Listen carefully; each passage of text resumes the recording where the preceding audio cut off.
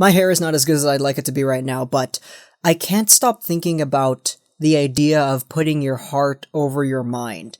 And that might sound weird at first, but it's all related to this big idea of feeler versus thinker and the difference between people who get controlled by their emotions and the people who like to think things out a lot.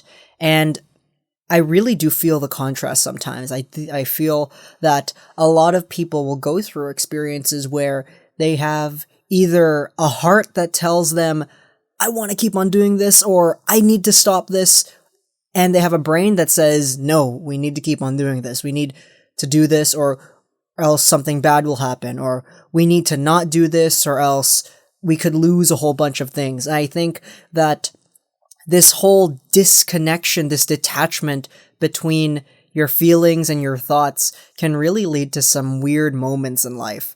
I think it's been said before, but I'm obviously a feeler. I'm somebody who likes to feel a lot of things. I feel very emotional about certain things, and I will always try to put my emotions on top of what I rationally think is possible, which can get in the way of some things, but in the end, I think it's a good life for me to live. Of course, there are times where I'm thinking about things and my brain says, no, you shouldn't do this. This is not a good idea. And there are times when my heart will be forced to shut down and the brain will take over saying, yeah, nope. This is autopilot right here. We can't go with this other route. We got to stay on track right here. I was thinking about this a little bit earlier, and this whole idea of your heart screaming something out and you absolutely feeling obligated to do something because you just desire it so much. That's passion, and that's your heart just itching to get you to do something. But I feel like a lot of times our true passions really aren't capitalized on because there's that little thing inside of our head that's going, no, it's not right. You shouldn't be doing this. And I think that's where a lot of thinkers can suffer the most, especially those who are absolutely 100% thinkers, those people who follow a straight line in life, who go on one path and never try to stray away from other things. And, I'm not saying that the feeler is any better, not saying I'm above any of these people, but it's just that I'm the kind of person who doesn't necessarily stick to the guidelines because once in a while I'll feel a very strong desire to etch out of that. And it feels great to move out of something and to force yourself, rationalize your thoughts, and think to yourself, okay, what are the consequences?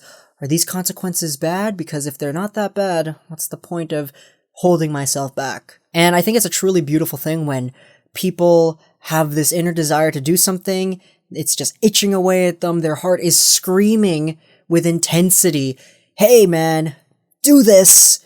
And this is when the brain starts thinking about it, and if the brain says, yeah, it's alright, let's do this, I think that's one of the best things in the world, where your heart and your brain are able to coincide and live as one and think as one, to control your emotions and to get you through the best experiences that you would want to live.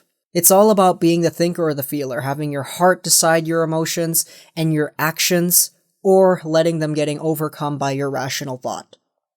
Each side has its shining moments, but I believe it's great when they're both able to coincide together in harmony and dictate a life where you're just trying to go through and achieve what you want with no certainty whatsoever on if you're going to achieve it or not. I feel like that's one of the more beautiful things that we have, especially me in this first world country, this ability to pursue and try to go for anything my heart is etching at me to go for. And the consequences, of course, they'll be there. There'll be a lot of times where I want to try to get something, but the consequences will kind of diminish the chances of me trying to go for that. But if you're able to put your mind together, put your heart together, and just stabilize everything, I think it'll lead to some great times. Once again, I'm very proud to be a feeler.